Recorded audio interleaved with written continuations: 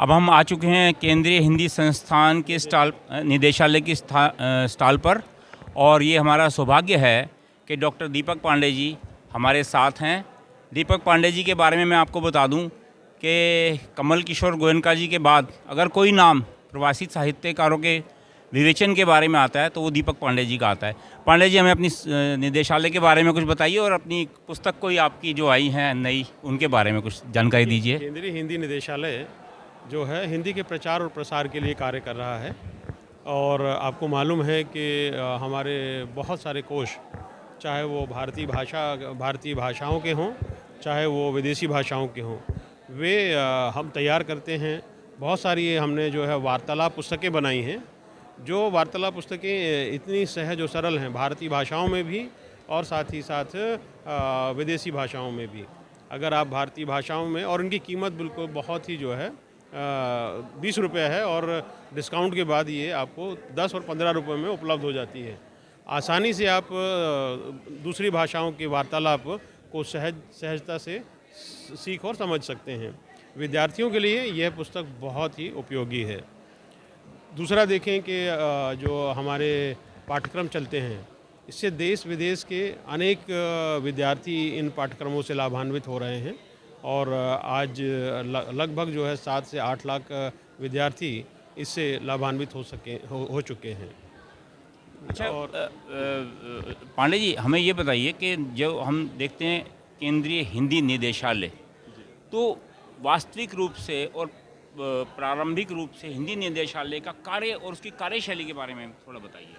देखिए, कार्य तो एक ही मैंडेट मिला है केंद्रीय हिंदी निदेशालय को, हिंदी का प्रचार और प्रसार, और इससे जो है भारतीय एकता को मजबूती प्रदान करना भाषा के माध्यम से, और सभी भाषाओं के बीच में एक समन्वय स्थापित करना, और इसी उद्देश्य को लेकर ही ये निदेशालय ने जो है प्रकाशन योजना चलाई है।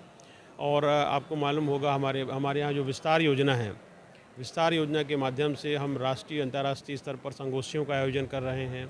जो हिंदी भाषी क्षेत्र के विद्यार्थी हैं उनके लिए शिविर का आयोजन कर रहे हैं। जो प्राध्यापक हैं, प्राध्यापकों के लिए प्राध्यापक व्याख्यानमाला का आयोजन कर रहे हैं, और भी ऐसी योजनाएं हैं जिसके माध्यम से हिंदी का प्रचार और प्रसार किया जा सके, और उस उद्देश्य में हम सफल भी हो रहे हैं।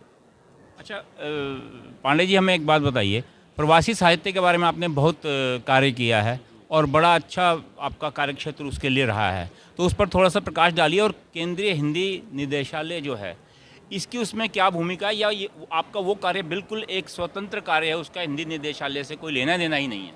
देखिए, ये सब हमारी व्यक्तिगत रुचि के वजह से हमने लेखन कार्य कर रहे हैं हम लोग, और प्रवासी साहित्य क्षेत्र हमने अपना आधार बनाया हुआ है। इसका हमारे कार्यालय से कोई संबंध नहीं है, ये हमारे व्यक्तिगत प्रयास हैं।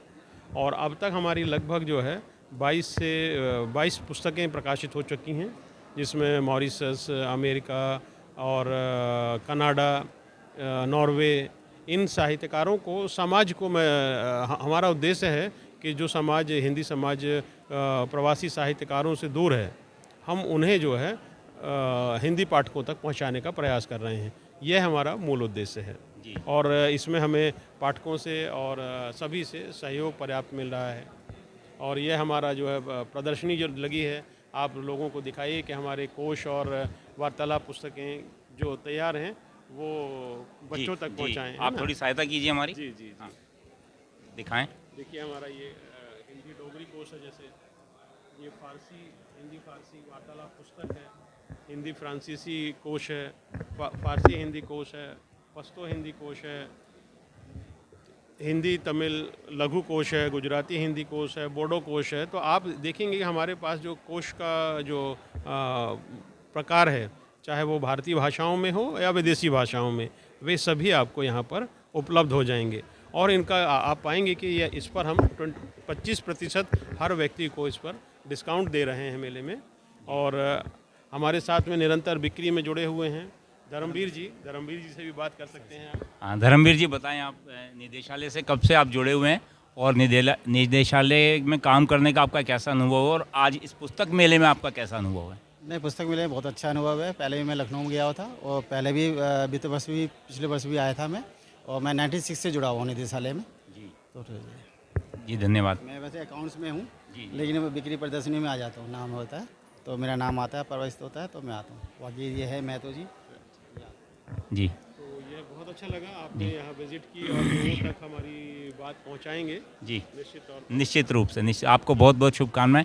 अब ये है कि आज हमारे साथ डॉक्टर महेश कटारे, जो कि जाने माने साहित्यकार हैं और श्रीलाल शुक्ल सम्मान से सम्मानित हैं। वो तो एक सम्मान है ही, उसके अतिरिक्त बहुत से सम्मान इन्हें मिले हैं, जिनके बारे में अगर मैं आपको बताने लगूं तो शायद कार्यक्रम ख़त्म हो जाएगा। आज महेश कटारे से थोड़ा सा साक्षात्कार करते हैं। उनसे कुछ प्रश्न हमारे होंगे साहित्य को लेकर, उनके आने वाली रचनाओं को लेकर, उनके आने वाली पुस्तकों को लेकर। जी, बहुत बहुत स्वागत है आपका SPDN लाइव में। जी। बताएं कटारे साहब, इस दफ़ा मेले में आप अपना क्या नया लेकर आए हैं, क्या नया लेकर जाने वाले हैं और क्या नया देकर जाने वाले हैं? देखिए, नया तो मेरे पास कुछ नहीं है इस मेले के लिए। हाँ, कई चीज़ें नई लेकर के जा रहा हूँ जो मैंने चुन करके रखी हैं। कुछ उपन्यास हैं, कुछ कहानी संग्रह हैं, कुछ आलोचना की किताबें हैं और कुछ पुरानी किताबें हैं। उनको मैं लेकर के जाऊँगा। तो ये हुआ। दूसरी बात ये है कि मैं जो अगला जो काम कर रहा हूँ वो एक अजीब सी किताब पर है वो मेरा, और वो एक लोक महाकाव्य है। साहित्यकारों ने उसको बहुत कम जगह दी है, साहित्य में उसको जगह ही नहीं है। तो मैं उस पर काम कर रहा हूँ। शायद अगले वर्ष तक वो सामने आ जाए। उसकी कुछ पृष्ठभूमि आप बता पाएंगे? नहीं, वो लोक महाकाव्य आप सब लोगों ने सुना होगा। आलखंड जो है वो लोक महाकाव्य है। तो साहित्य में उसको नहीं गिनते हैं लोग। ये मान के चलते हैं कि अतिशयोक्ति है और वैसे ही बना करके लिख दिया है, उसमें ऐतिहासिक कुछ नहीं है। इस तरह की लोगों की धारणाएं हैं। अच्छा, चूँकि लोक से जुड़ा हुआ है, उसके कई उसके रूप हैं। क्योंकि लोक में तो जो एक मुंह में बात पहुंचती है, वो एक मुंह से दूसरे कान के द्वारा दूसरे मुंह में पहुंचती है तो वो बदल जाती है। तो उस तरह की बातें हैं। तो वो उसके ऊपर आधारित कि उस समय के इतिहास में उस युद्ध का क्या महत्व था और उसके परिणाम क्या हुए।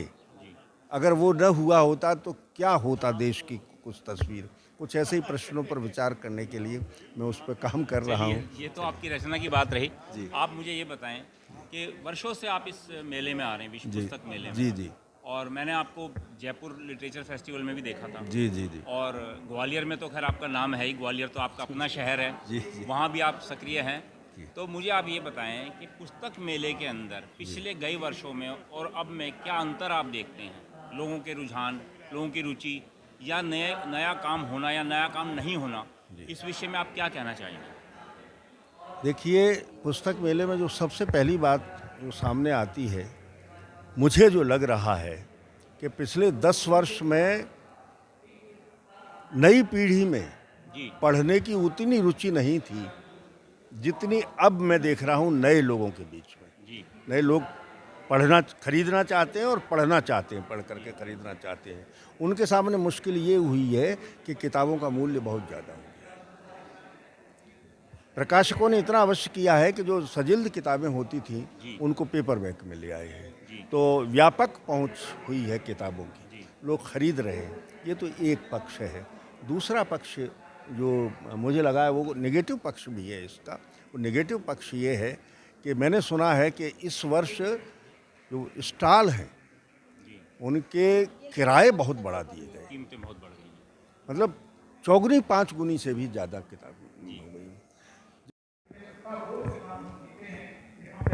अब हम पहुंच चुके हैं हिंदी अकादमी दिल्ली के स्टॉल पर। आइए यहाँ बातचीत करते हैं। मैडम, अपना नाम बताएं।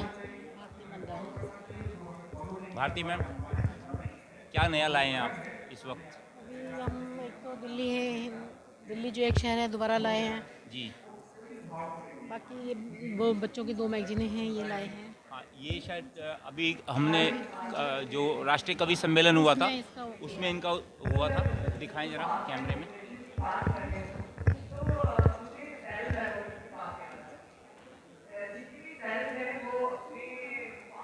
ये 2 पुस्तकें हैं बच्चों के लिए विशेष तौर से हिंदी अकादमी ने बनाई हैं, हार की जीत और ये 2 बैलों की कथा।